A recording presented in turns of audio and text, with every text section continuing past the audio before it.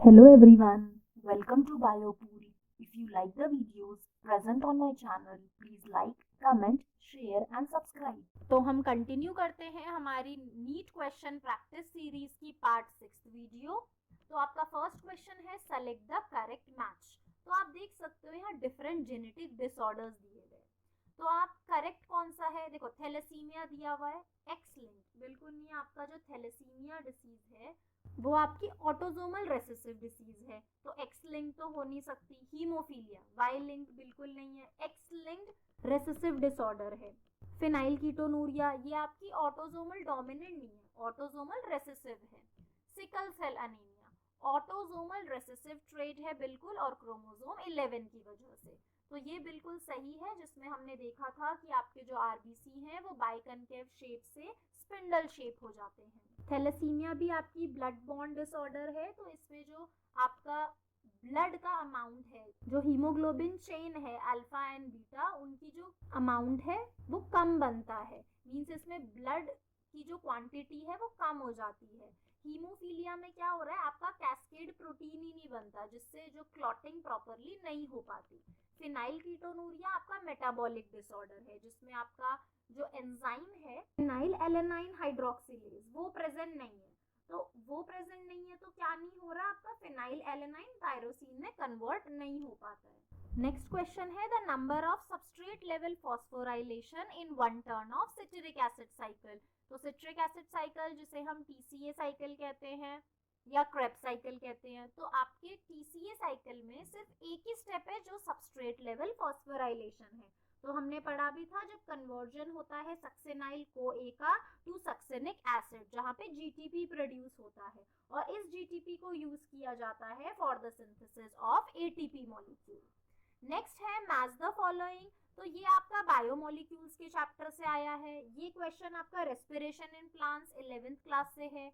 आपका first question genetics portion से है 12th क्लास में। तो मैच द फॉलोइंग में आप देख सकते हो यहाँ डिफरेंट आपकी एक्टिविटीज और बॉन्ड्स ये सब बताए हैं। इनहिबिटर ऑफ कैटालिटिक एक्टिविटी आपकी मैलोनेट की है, हमने पढ़ा भी था मैलोनेट एंड सक्सिनेट डिहाइड्रोजिनेज का कि कैसे इनहिबिटिंग एक्टिविटी होती है।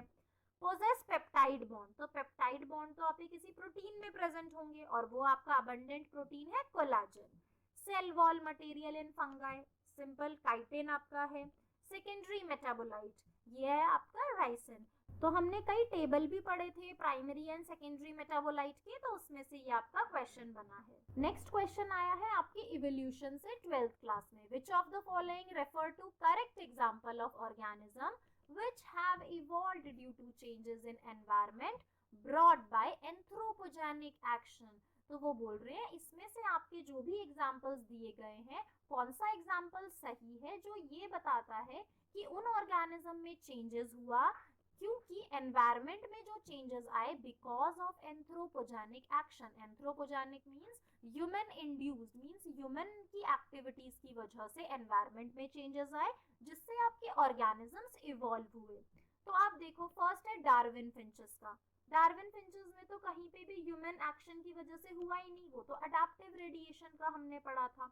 हर्बिसाइड रेजिस्टेंट वीड बिल्कुल सही, क्योंकि अगर हम एक्सेसिव हर्बिसाइड या पेस्टिसाइड्स यूज करते रहते हैं तो एक टाइम आएगा जब आपके वीड्स हैं वो उससे रेजिस्टेंट हो जाएंगे, उन्हें फर्क ही नहीं पड़ेगा।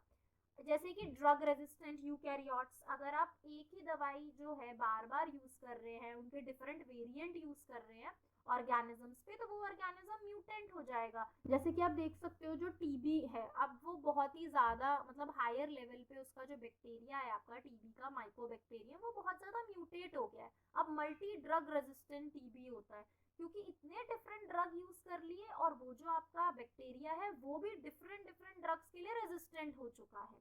Man made created domestic animals like dogs, ये भी आपके एंथ्रोपोजेनिक एक्शन की वजह से न्यू ब्रीड्स बनाई गई हैं।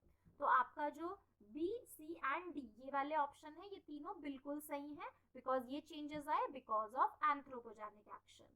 नेक्स्ट आता है सेकेंडरी मेटाबोलाइट। तो फिर से ये क्वेश्चन बायोमोलिक्यूल के चैप्टर से है कि ये जो आपके सेकेंडरी मेटाबोलाइट यहाँ पे दिए गए हैं आर प्रोड्यूस बाय प्लांट्स। अब प्लांट इन्हें प्रोड्यूस करते हैं किन चीजों के लिए, तो देखो ये सारे आपके केमिकल्स हैं, ठीक है, तो ना इनका रिप्रोडक्शन में रोल है, ग्रोथ में रोल है, ना कोई न्यूट्रिटिव वैल्यू है। तो ये एक डिफेंस एक्शन, मतलब डिफेंस के लिए प्लांट इन्हें रिलीज करता है। तो जैसे हमने इकोलॉजी में मैंने आपको एक एग्जांपल बताया था कैलेट्रोपिस, वो एक प्लांट है जिसे कोई भी हर्बीवोर खाना नहीं चाहता, क्योंकि वो एक आपका एंजाइम रिलीज करता है that is cardiac glycoside.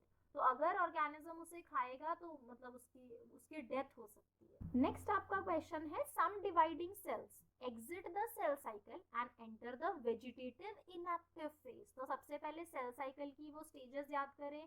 G1 phase हो गया, फिर S फेज आता है, फिर G2 फेज एंड फिर M फेज आता है ना। तो this is called quotient phase. तो मैंने आपको बताया था कुछ ऐसे सेल्स हैं जो क्यूसेंट फेज में चले जाते हैं, कभी डिवाइड नहीं होते until और unless call to do so, जब तक उन्हें बोला ना जाए कि आप डिवाइड हो, जरूरत है ना। तो this process occurs at the end of, तो ऐसा कब होता है, एम फेज के बाद। तो एम फेज के बाद कुछ सेल्स क्यूसेंट फेज में चले जाते हैं, दैट इज रेस्टिंग मोड में। नेक्स्ट आपका meiotic division of secondary oocyte is completed. तो मियोटिक डिवीजन कब कंप्लीट होता है आपके सेकेंडरी oocyte का, at the time of fusion of sperm with an ovum. तो ये बहुत इंपॉर्टेंट है, आपका रिप्रोडक्शन वाले चैप्टर से आया है, चैप्टर 3 आपका 12th क्लास में, क्योंकि सेकेंडरी oocyte जो है वो मियोसिस 2 के मेटाफेज 2 में अरेस्ट हो जाता है। तो वो अपनी मियोसिस पूरी कंप्लीट तभी करता है जब स्पर्म से फ्यूजन होता है। और ये आपका question cell cycle and cell division 11th class से। नेक्स्ट पूछा गया है which of the following statement is not correct. तो कौन सी स्टेटमेंट आपकी गलत है। तो आप देखो इंसुलिन जो एली लिली कंपनी है उन्होंने सिंथेसाइज किया था ना फर्स्ट आर्टिफिशियल इंसुलिन, तो उसमें से आपको क्वेश्चन है। तो प्रो इंसुलिन होती है एक्स्ट्रा पेप्टाइड सी, हाँ बिल्कुल सही है। ह्यूमन इंसुलिन कैसे सिंथेसाइज करते हैं, प्रो इंसुलिन इनएक्टिव फॉर्म में सिंथेसाइज करते हैं पहले उसे। जेनेटिकली इंजीनियर्ड इंसुलिन प्रोड्यूस किया गया ई कोलाई में, बिल्कुल सही बात। अब आपकी जो ए और बी चेन है, क्योंकि 3 चेन होती है ए बी एंड सी, तो जो सी चेन है वो आपकी इनएक्टिव फॉर्म में होती है, मींस प्रो इंसुलिन में। जब वो एक्टिव हो जाएगा तो सी चेन रिमूव हो जाएगी। तो A and B chains link together by hydrogen bond, बिल्कुल गलत, क्योंकि हमने पढ़ा था आपकी डाइसल्फाइड बॉन्ड से ये दोनों चेन्स जो है वो लिंक्ड हैं। तो ये क्वेश्चन आपका बायोटिक से था। लास्ट 2 क्वेश्चन ये आपका इकोलॉजी से है एंड ये आपका प्लांट किंगडम 11th क्लास के 3rd चैप्टर से। तो 9th क्वेश्चन है snow blindness in Antarctic region is due to. तो स्नो ब्लाइंडनेस क्यों हो रही है। तो ये आपका क्वेश्चन एनवायरमेंटल इशू आपका लास्ट 16 चैप्टर से है ना। तो स्नो ब्लाइंडनेस में हमने पढ़ा था किसकी वजह से हो गई है, inflammation of cornea due to high doses of UVB radiation. UVB radiation human eye absorb करती है, जिसकी वजह से कॉर्निया में इन्फ्लेमेशन हो जाती है, जिसे हम स्नो ब्लाइंडनेस कहते हैं। नेक्स्ट है स्ट्रॉबिलाई और कोन्स आर फाउंड इन। तो ये आपका प्लांट किंगडम में से पूछा गया है। स्ट्रॉबिलाई एंड कोन्स कौन से हमारी प्लांट किंगडम की कौन सी क्लास में है। स्ट्रॉबिलाई एंड कोन्स हमने पढ़े हैं आपके जिम्नोस्पर्म्स में। तो इसमें से आपका जिम्नोस्पर्म जो दिया हुआ है दैट इज इक्वेस्टम। If you like the videos present on my channel, please like, comment, share and subscribe. Thank you for watching the video.